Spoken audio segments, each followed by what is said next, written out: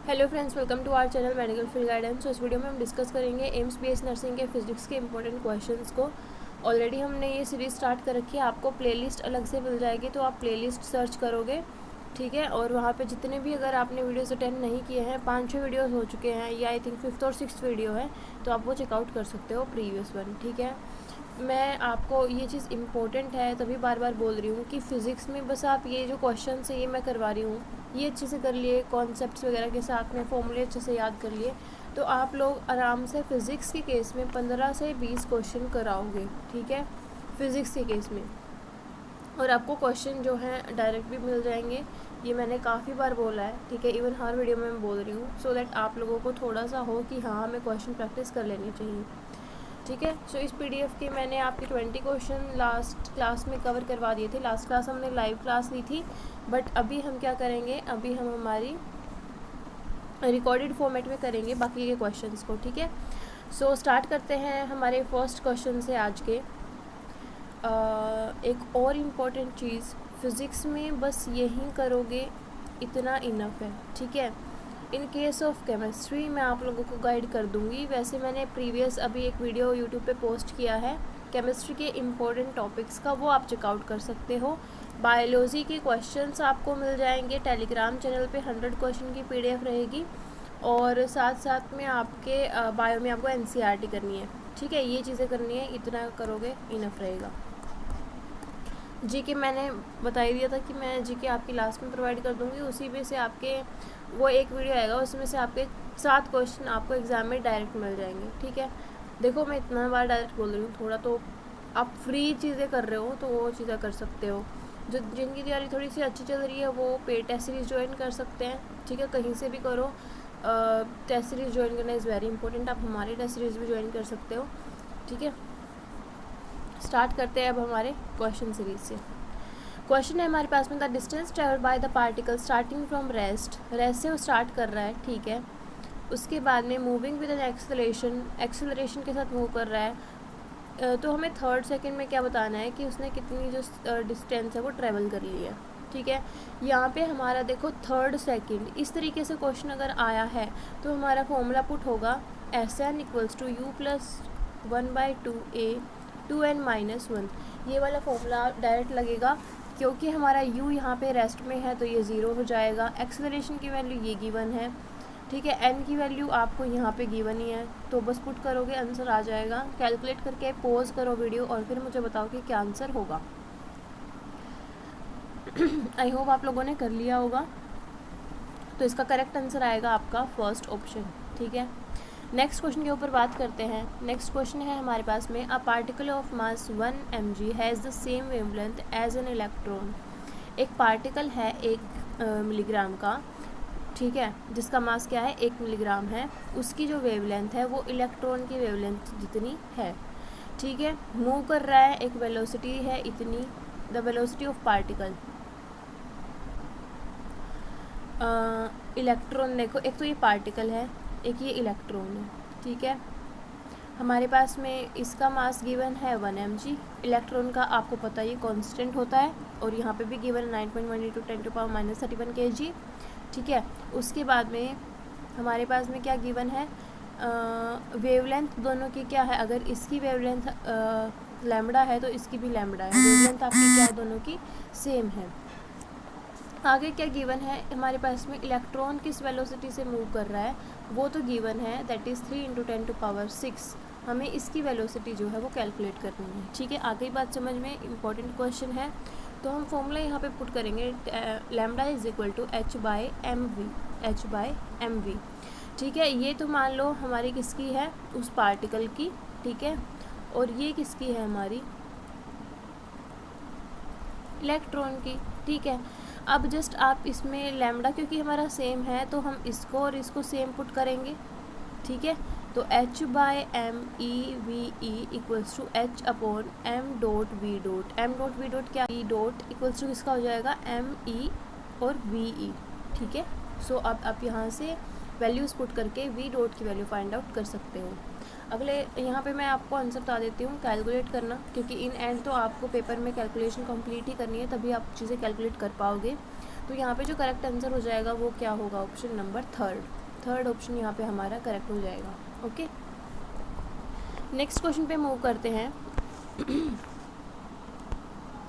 Next question है हमारे पास में, if M, M P and M N denote the mass of nucleus.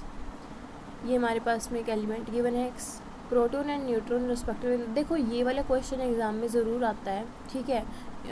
इन वाले क्वेश्चंस को डेफिनेटली अच्छे से करना इंपॉर्टेंट क्वेश्चन है। यहाँ पे बेसिकली हमें मास डिफेक्ट का फॉर्मूला पता होना चाहिए, जो क्या होता है हमारे पास में, del M equals to Z mass of proton A minus Z mass of neutron minus M A, ठीक है। बाइंडिंग एनर्जी का यहाँ पे हमें एक दूसरा फॉर्मूला पता होना चाहिए। बाइंडिंग एनर्जी होती है हमारी डेल एम सी स्क्वेयर, ठीक है, डेल एम सी स्क्वेयर। अब यहाँ पे इन दोनों से क्या निकालना है, हमारी इस चीज़ की वैल्यू, ये वैल्यू हमने फाइंड आउट करनी है। कर लेंगे, वेरी इजी। कैलकुलेट करो और मुझे बताओ क्या आंसर होगा। पॉज करना वीडियो को एंड देन आंसर देखना है। सो करेक्ट आंसर आपका हो जाएगा option number third. Next question के ऊपर मूव करते हैं। नेक्स्ट क्वेश्चन है हमारे पास में यहाँ पे,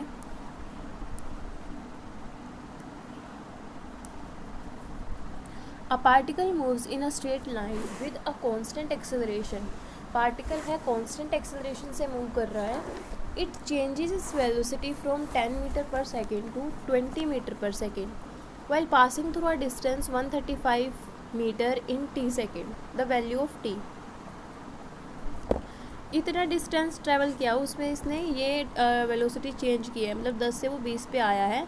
तो हमें बताना है कितने टाइम में वो आया होगा, टाइम बताना है हमने बेसिकली, ठीक है। अब यहाँ पे देखो ये वाले जो क्वेश्चन है ना, उनमें देखा करो आपका पूछा क्या है, हमसे टाइम पूछा है, ठीक है। डिस्टेंस गिवन है आपके पास में, वेलोसिटीज़ गिवन है। ऐसी कौन सी इक्वेशन है आपकी मोशन की जहाँ पे आपकी वेलोसिटी और आपका डिस्टेंस आए, V square minus U square is equal to 2as, ठीक है।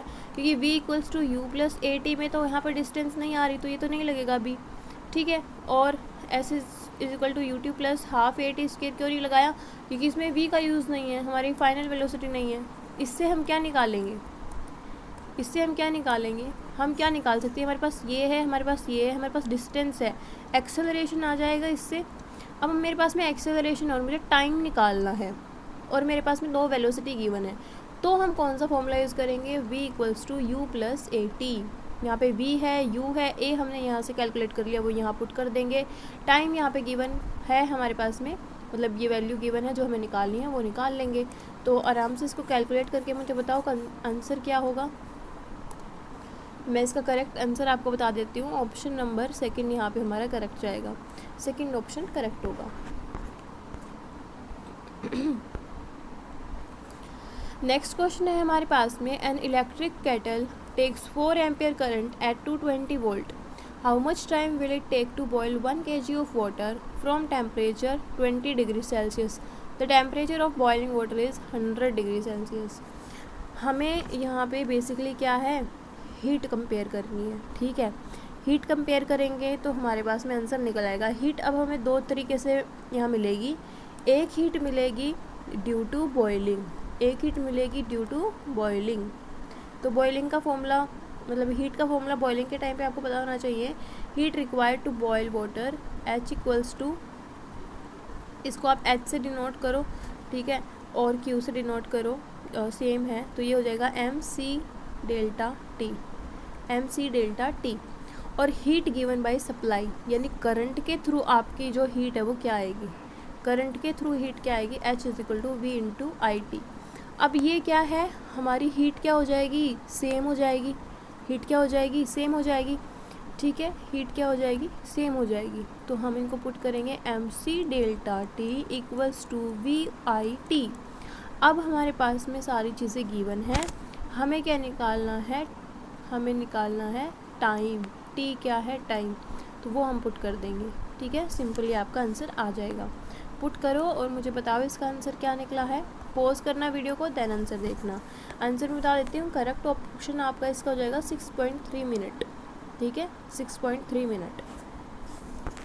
नेक्स्ट क्वेश्चन के ऊपर मूव करते हैं। नेक्स्ट हमारा क्वेश्चन है, in the phenomena of electric discharge through gases at low pressure the coloured glow in the tube appear as a result of.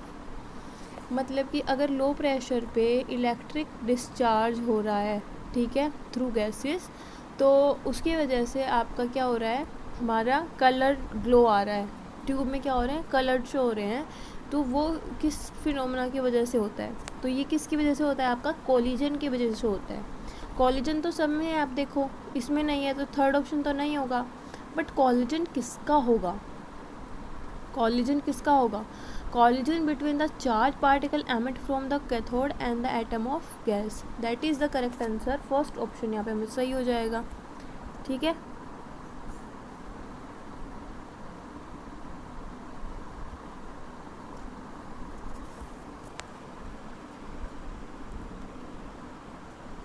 तो यहाँ पे हमारा फर्स्ट ऑप्शन जो है वो करेक्ट हो जाएगा।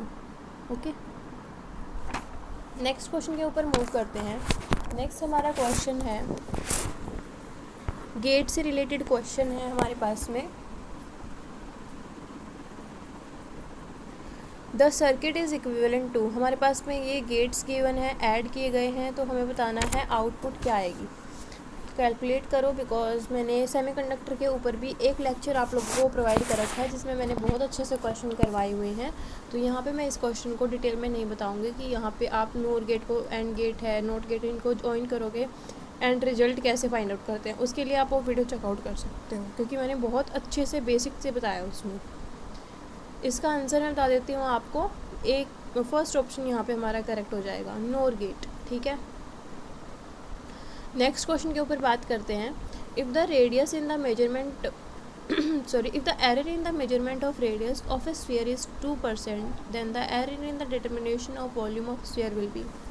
वेरी इजी क्वेश्चन, ये क्वेश्चन भी मैंने यूनिट डायमेंशन का आपको एक डिटेल्ड वीडियो प्रोवाइड किया हुआ है यूट्यूब पे ही, तो आप उससे चेकआउट कर सकते हो। बाकी मैं बता भी देती हूँ थोड़ा सा एरर वाला क्वेश्चन, क्योंकि ये इंपॉर्टेंट है, पूछा जाता है।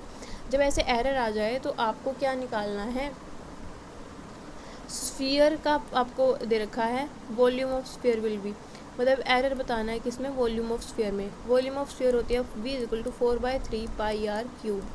ठीक है, इस तरीके से वैल्यू गिवन होगी। अब हमें percentage error in v equals to कितना होगा, 3, ये जो वैल्यू है ये आगे आ जाती है, 3 ×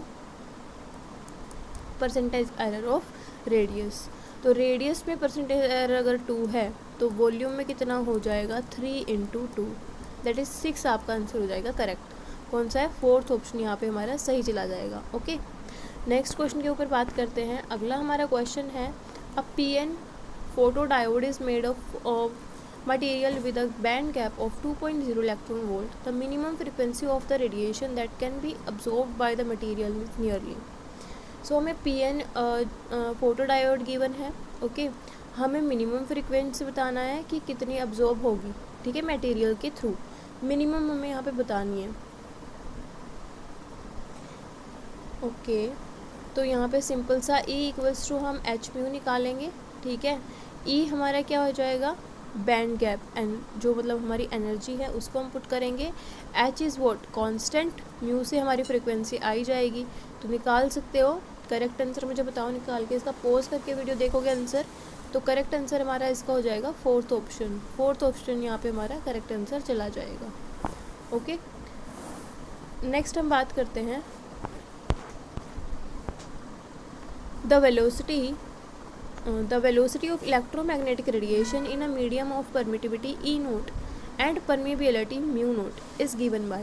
हमारे पास में EM वेव्स गिवन है, उसके आपका रिलेशन बताना है आपकी वेलोसिटी का और परमिटिविटी और परमिएबिलिटी का। ठीक है, तो ये आपका बहुत ही मतलब इजी क्वेश्चन है। यहाँ पे सिंपल सा हो जाएगा, C = 1/this, तो 1/, फर्स्ट ऑप्शन यहाँ पे हमारा करेक्ट आंसर चला जाएगा। ठीक है, एक सेकेंड रुकिए, क्वेश्चन रह गए आपके ऊपर 2, ये इम्पोर्टेंट क्वेश्चन है। हमारे पास में क्या गिवन है, 2 पीरियोडिक वेव्स गिवन है जिसकी इंटेंसिटी I1 और I2 है। ठीक है, pass through a region at the same time, same time में वो पास कर रही है in same direction the sum of maximum and minimum means intensity, हमें मैक्सिमम और मिनिमम इंटेंसिटी का क्या है, सम बताना है, क्या होगा. So what is I max? I max is under root of I1 plus under root of I2 का स्क्वेयर. प्लस हो रहा है तभी तो वो मैक्सिमम जा रही है. What is I minimum? Under root of I1 minus under root of I2 का स्क्वेयर. माइनस हो रहा है तभी वो कहाँ है, मिनिमम पे जा रही है. अब बस इन दोनों को हमें ऐड करना है. स्क्वेयर खोलना सबको आता होगा, जस्ट वैल्यू कैलकुलेट करो, आंसर आ जाएगा. अभी मुझे करेक्ट आंसर बताओ इसका क्या होगा. मैं ऑप्शन बता देती हूँ आपको. सेकंड ऑप्शन हमारा यहाँ पे करेक्ट आंसर चला जाएगा, 2 of I1 plus I2. Okay, next question के ऊपर मूव करते हैं. नेक्स्ट क्वेश्चन है मेरे पास में, the wave described by y equals to 0.25 sine 10. देखो ये वाला क्वेश्चन ना मैं पर्सनली बताती हूँ, जब मैं तैयारी कर रही थी उस टाइम पे मुझे ऐसा क्वेश्चन ना बहुत बड़ा टफ लगता था. लाइक ये क्वेश्चन तो वेव्स वाला मुझसे सोल्व होगा ही नहीं. बट इस क्वेश्चन में कुछ नहीं है. तुम्हें क्वेश्चन गिवन होगा ना, तुम्हें बस क्या है, कैलकुलेट क्या करना है. रुको ये ना जो ये y की वैल्यू है ना, ये देख लो बस कितनी है. मैं इसको थोड़ा ना सही से लिख देती हूँ. y इक्वल्स टू है 0.25 साइन 10 पाई x माइनस 2 पाई f. ये वैल्यू हमें गिवन है, ठीक है. अब मुझे क्या है, मुझे पता होनी चाहिए इसकी नॉर्मल जो हम इसको लिखते हैं फॉर्म में, वो हमारा फॉर्मेट क्या रहता है, y equals to a sine theta. y equals to a sine, what is theta यहाँ पे, a sine kx minus omega T, kx minus omega T. Okay, तो ये रहती है. अब मेरे को इसको इसके साथ में बस क्या करना है, कंपेयर करना है. कंपेयर करने से मुझे क्या पता चलेगा, a की वैल्यू. व्हाट इज़ a की वैल्यू, 0.25. ऊपर लिख देती हूँ, a क्या है, 0.25 है. व्हाट इज़ k की वैल्यू, 10 पाई. k की वैल्यू क्या है, 10 पाई. व्हाट इज़ ओमेगा की वैल्यू, व्हाट इज़ ओमेगा की value, 2 pi. Omega is what, 2 पाई. अब आप बोलोगे दीदी हमें कैसे पता चलेगा कि ये t की वैल्यू है, f की वैल्यू सेम है ना, क्योंकि बेसिकली यहाँ पे ये आपका t है, f नहीं है. यहाँ पे इन्होंने मिस्टेक से लिख रखा है, यहाँ पे t आएगा. ओके, 2 पाई t. हो गया ये चीज़. अब क्या कर दिया मैंने लिख के, अब लिख के मैंने ये हो जाएगा कि k की वैल्यू क्या है. k की वैल्यू मुझे पता है क्या होती है, k equals to 2 pi lambda होती है, 2 पाई बाई लैम्बडा होता है. अब इसको पुट करो इक्वल्स टू 10 पाई के, ठीक है. लैम्बडा की वैल्यू फाइंड आउट कर लोगे, क्या आएगी, लैम्बडा की वैल्यू तुम्हारी जो भी आएगी उसमें से एक ऑप्शन डिस्कनेक्ट हो जाएगा यहाँ से, ठीक है. उसके बाद हमारे किसकी निकालनी है, एम्पलीट्यूड की. एम्पलीट्यूड हमारा ये गिवन है, मैच कर लो. फ्रीक्वेंसी निकालनी है अपने. अब ओमेगा कितना गिवन है, 2 पाई. ये होता है क्या है, omega is equal to 2 pi F. ये होती है ओमेगा की वैल्यू. तो एफ़ की वैल्यू निकाल लो, क्या आ जाएगी, 1 आ जाएगी, 1 हर्ट्ज. तो यहाँ पे कितनी है, फ्रीक्वेंसी 1 हर्ट्ज गिवन है, ठीक है. और यहाँ फ्रीक्वेंसी पाई है, ये तो गलत हो जाएगा. फ्रीक्वेंसी 1 हर्ट्ज ये ठीक है. यहाँ पे चलो नहीं दे रखी है. हम करेक्ट ऑप्शन यहाँ पे निकालेंगे कि फ्रीक्वेंसी 1 हर्ट्ज है. लैम्बडा की वैल्यू निकालोगे इतनी आएगी, पॉजिटिव डायरेक्शन में मूव कर रहा है, ठीक है. बिकॉज यहाँ पे क्या है आपका, ये नेगेटिव में, ठीक है. तो यहाँ पे फर्स्ट ऑप्शन जो है वो करेक्ट आंसर हो जाएगा, ठीक है. ये क्वेश्चन बहुत आसान है, बट स्टिल बहुत सारे बच्चों को काफ़ी टफ लगता है, हालांकि है बहुत इजी. ओके, अब बात करते हैं अगले क्वेश्चन के ऊपर. अगला क्वेश्चन है मेरे पास में, 2 पॉइंट्स आर लोकेटेड, क्योंकि ऊपर वाला हो गया ना, वो तो परमेबिलिटी और परमिटिविटी वाला था. इस क्वेश्चन के ऊपर बात करते हैं.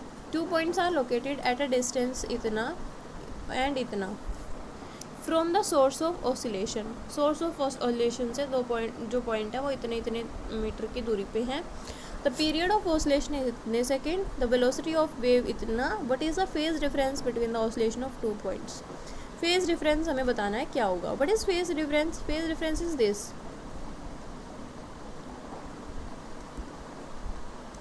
ठीक है, 2 पाई की वैल्यू तो कांस्टेंट होती है. What is lambda, what is lambda, lambda, what is lambda? Lambda हमें क्या है, कैलकुलेट करना पड़ेगा, ठीक है, लैम्डा हमें कैलकुलेट करना पड़ेगा।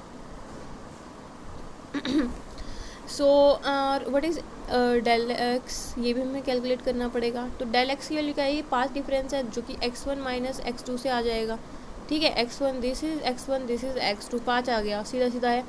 पर लैम्डा कैसे निकालूंगी मैं? लैम्डा क्या होता है? Lambda is what? Velocity into time. How, मेरे को कैसे पता वेलोसिटी इनटू टाइम है? लैम्डा क्या है आपकी? वेवलेंथ है। What is velocity? Velocity is distance upon time ना, तो वेवलेंथ भी एक तरीके से हम क्या है, डिस्टेंस में ले सकते हैं। तो यहाँ लैम्डा हम पुट करेंगे, देन लैम्डा से हम v इंटू टी निकाल लेंगे। v की वैल्यू इतनी गिवन है, टाइम की वैल्यू ये गिवन है, तो ऑब्वियसली आ जाएगा। अब बस वैल्यू पुट यहाँ करनी है और फेज डिफरेंस तुम्हारा आ जाएगा। कैलकुलेट करके मुझे बताओ कि तुम्हारा आंसर क्या आ रहा है, क्योंकि मेरा आंसर यहाँ पे जो करेक्ट है वो है फोर्थ ऑप्शन, 2π/3। फोर्थ ऑप्शन यहाँ पे देखो, पाई की वैल्यू पुट करने की भी ज़रूरत नहीं पड़ी। आई होप आ गया होगा। अगला क्वेश्चन है हमारे पास में, two simple harmonic motion of angular frequency इतनी और इतनी have the same displacement amplitude, the ratio of their maximum acceleration is. So यहाँ पे बेसिकली हमारे पास में दो पार्टिकल हैं, उनको कंपेयर करना है, ठीक है। उसमें हमें सबसे पहले पता होना चाहिए मैक्सिमम एंगुलर एक्सेलरेशन जो होता है उसका फॉर्मूला क्या होता है, a equals to minus of omega square into A. Okay, so यहाँ पे हमें दो पार्टिकल हैं तो उनका हमें कंपैरिजन करना है, रेशियो निकालना है। सो a1/a2 क्या हो जाएगा, minus of omega 1 square into A upon minus of omega 2 square into A. मैंने ए को आपका ए क्यों पुट करा, a1 a2 क्यों नहीं पुट करा? Because they have the same displacement amplitude, उनके पास में क्या है, सेम डिस्प्लेसमेंट एम्पलीट्यूड है। तो हम ए से ए कैंसिल कर देंगे, ओमेगा 1 ओमेगा 2 ये हमारे पास में यहाँ से आ जाएंगे, तो कैलकुलेट कर लेंगे, ठीक है। मुझे करके बताओ क्या आएगा। हमारा करेक्ट आंसर है इसका ऑप्शन नंबर 4। ओके, देखो आपको पूरा कैलकुलेट करना है, ये नहीं कि बस देख के समझ में आ गया। अगर आपको बस ऐसे करोगे तो एग्ज़ाम टाइम में ना कैलकुलेशन में प्रैक्टिस नहीं होगी, तो कैलकुलेशन में एरर हो सकता है, या फिर तुम्हारी कैलकुलेशन बहुत देर में हो सकती है, ठीक है। तो वो चीज़ है कि कैलकुलेशन आपको अच्छे से करनी है, बिल्कुल एंड तक क्वेश्चन सॉल्व करना है। ओके, नेक्स्ट क्वेश्चन के ऊपर बात करते हैं। नेक्स्ट क्वेश्चन है हमारा, if the lattice parameter for a crystalline structure is 3.6 angstrom, then the atomic radius in the FCC crystal is। FCC crystal में हमारी एटॉमिक रेडियस हमें बतानी है, ठीक है। क्रिस्टलाइन स्ट्रक्चर है तो यहाँ पे ए क्या हो जाएगा, 4r/√2, 4r/√2, 4r/√2। हमें रेडियस बतानी है, एम्पलीट्यूड एम्पलीट्यूड कह रही हूँ आपको, ए की वैल्यू आपको यहाँ पे गिवन है, दैट इज़ 3.6 एंगस्ट्रॉम। बस पुट करो, आंसर आपका आ जाएगा। करेक्ट आंसर यहाँ पे क्या होगा, ऑप्शन नंबर 2, सेकेंड ऑप्शन यहाँ पे हमारा करेक्ट आंसर हो जाएगा। Next question is the energy required to charge a parallel plate condenser of a plate separation D and plate area of cross section is A such that the uniform electric field between the plates is E। हमें क्या बताना है कि कितनी energy require होगी एक parallel plate के condenser को चार्ज करने के लिए, ठीक है। Condenser, what is condenser, capacitance, right. So energy given by the cell. अब क्योंकि पैरेलल प्लेट्स क्या होती है, दो होती है, तो हमारे पास में 2 इंटू क्या हो जाएगा, एनर्जी स्टोर्ड इन कैपेसिटर, ये हमारी इतनी एनर्जी रिक्वायर्ड होगी। Then what is energy stored in capacitance, वो हमें क्या होती है, E is equal to half CV², ये होती है energy stored in a capacitor. But हमें तो यहाँ पे इसकी फॉर्म में गिवन है E0AD, ये हम कैसे निकालेंगे, सिंपल है। व्हाट इज़ कैपेसिटेंस, कैपेसिटेंस को हम क्या लिख सकते हैं, E0A/D, ये लिख सकते हैं। V, what is V, V को हम क्या लिख सकते हैं, E.T, कैपिटल E.D। इसका आपका होल स्क्वायर है, यह हाफ में है, जो सोल्व करोगे आंसर आ जाएगा। सारे फॉर्मूला बेस्ड क्वेश्चन है, कोई भी क्वेश्चन यहाँ पे ऐसा नहीं है कि आपको समझ में ना आए। फर्स्ट ऑप्शन यहाँ हमारा करेक्ट आंसर चला जाएगा। ओके, नेक्स्ट क्वेश्चन के ऊपर बात करते हैं।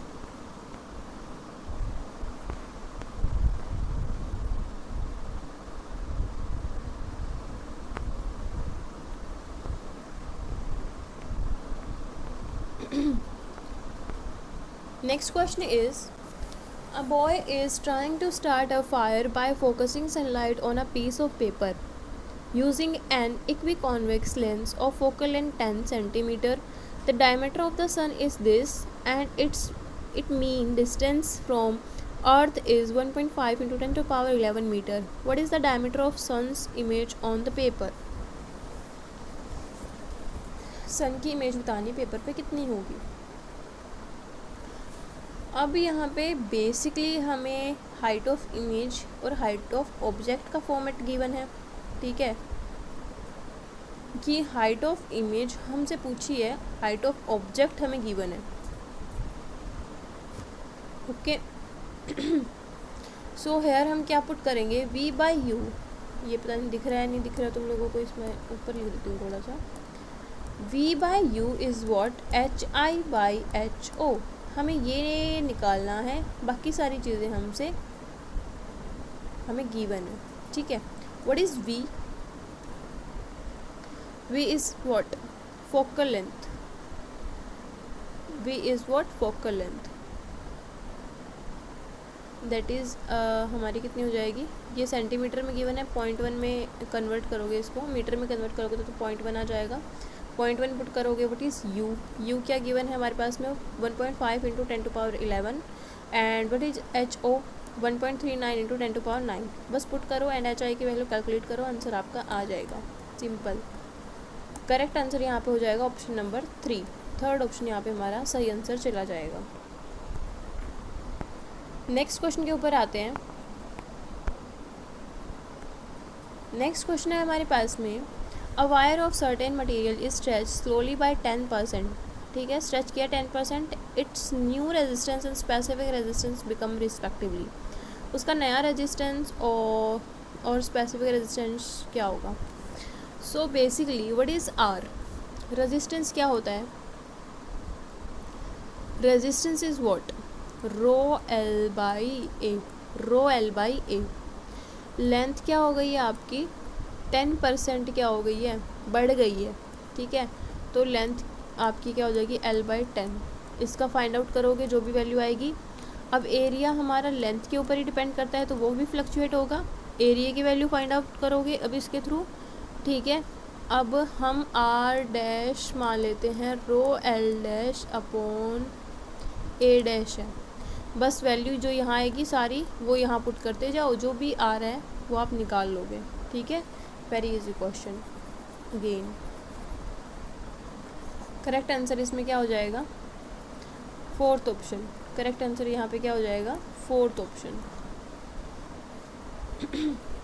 नेक्स्ट क्वेश्चन आपका प्रीवियस लेक्चर में मैंने आपका करवाया था कि क्यूरी टेम्परेचर पे क्या जो मटेरियल है वो क्या बन जाते हैं, तो ये क्वेश्चन मुझे ना आप लोग कमेंट सेक्शन में टाइप करके बताओगे कि इसका आंसर क्या है, कि पैरामैग्नेटिक जो है वो फेरोमैग्नेटिक में बदल जाते हैं या पैरामैग्नेटिक डायमैग्नेटिक में बदल जाते हैं। जो भी करेक्ट आंसर है मुझे नहीं पता, मैं बताऊंगी नहीं, क्योंकि लास्ट वीडियो जो लेक्चर था उसमें हमने ये करा था, तो ये आप लोग मुझे कमेंट सेक्शन में बताओगे, ओके।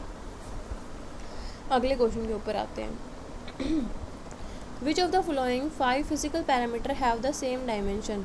अगेन इंपॉर्टेंट क्वेश्चन, ऐसा क्वेश्चन भी एम्स में पूछा जाता है, वैसे तो सारे इंपॉर्टेंट हैं बट यहाँ पे और हाईलाइटेड आपकी चीज़ें हो जाती हैं, ठीक है। सो हमारा बेसिकली एनर्जी डेंसिटी और यंगस्ट मॉडुलस, ये दो जो है यहाँ पे, एनर्जी डेंसिटी एंड आपका यंगस्ट मॉडुलस, इन दोनों के डायमेंशनल फार्मूला है सेम, और डाइलेक्ट्रिक कांस्टेंट और रिफ्रैक्टिव इंडेक्स ये जो है वो क्या है, डायमेंशन लेस, ठीक है।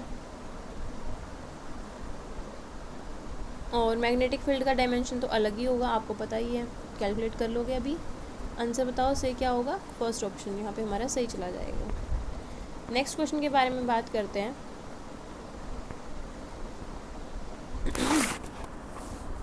Two thin lenses of focal length f1 and f2 are in contact and coaxial. The power of combination. Simple है, पावर क्या होती है, P is equal to P1 plus P2। What is P1? 1/F1। What is P2? 1/F2। दोनों को plus कर दोगे, जो भी आएगा वो आप मैच कर लोगे। बहुत सिंपल है। इस क्वेश्चन का आंसर हो जाएगा हमारा ऑप्शन नंबर 2। सेकेंड आपको यहाँ पे सही आंसर चला जाएगा। नेक्स्ट क्वेश्चन मेरे पास में है, a circular disc of radius इतने metre place in uniform magnetic field of inductance इतना in such a way that its axis makes an angle 60 degree with B. The magnetic flux linked with the disk. हमें magnetic flux बताना है कितना होगा। What is magnetic flux? Phi is equal to BA cos of theta. BA cos of theta. Okay. So what is area? Area is pi r square. Pi r square से निकाल लोगे। What is r? R यहाँ पे given है, ठीक है। So what is आपका यहाँ पे ये अराउंड आपका कितना आ जाएगा, क्योंकि 0.2 मीटर में गिवन है और यहाँ पे स्क्वायर है तो कितना हो जाएगा 0.04 पाई, ठीक है। तो यहाँ पे आपको गिवन है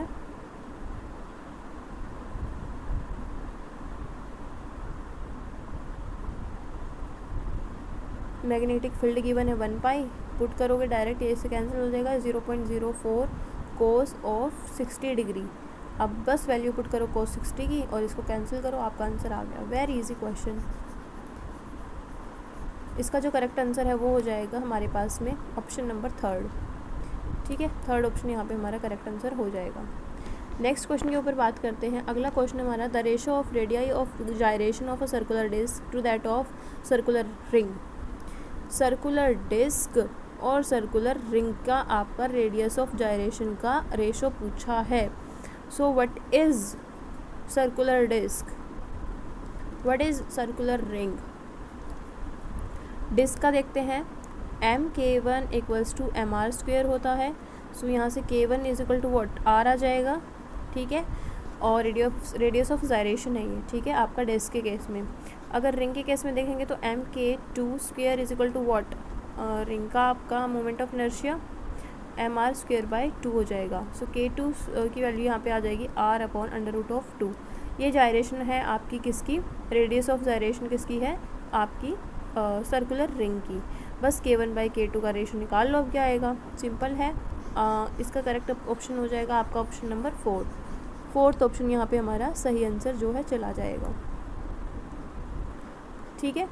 आई होप आप लोगों को ये क्वेश्चन समझ में आए होंगे, ठीक है, एंड हेल्पफुल रहे होंगे। फ़िज़िक्स की देखो मैं और मैक्सिमम 10 लेक्चर आपके डालूँगी। 10 लेक्चर में जितने क्वेश्चन करवा रही हूँ उतने इनफ है। केमिस्ट्री के क्वेश्चन आपको टेलीग्राम पे मिल जाएंगे, क्योंकि अभी उनको कराने का टाइम नहीं है, बट आप तो कर सकते हो ना, तो आप वहाँ से उनको कर लेना। बायोलॉजी के क्वेश्चन भी मिल जाएंगे, बायोलॉजी आपको साथ साथ NCERT से करनी है। अब क्या इम्पोर्टेंट है, मैं एक बार ना ये आपके फ़िज़िक्स के 10 क्वेश्चन 10 जो लेक्चर है वो प्रोवाइड कर देती हूँ। उसके बाद में मैं केमिस्ट्री के जो आप लोग बोलोगे ना इम्पोर्टेंट टॉपिक्स या जो भी है जिस भी हिसाब से रहेगा वो हम डिस्कस कर लेंगे, तो वो आप मुझे बता देना, हम वैसे करेंगे, ठीक है। सो आई होप आप लोगों को मेरी वीडियोस बेनिफिशियल लगती होंगी और थोड़ा सा कॉन्फिडेंस भी आता होगा, समझ में भी आता होगा, लगता होगा कि फ़िज़िक्स इतनी टफ नहीं है जितना हम सोचते हैं।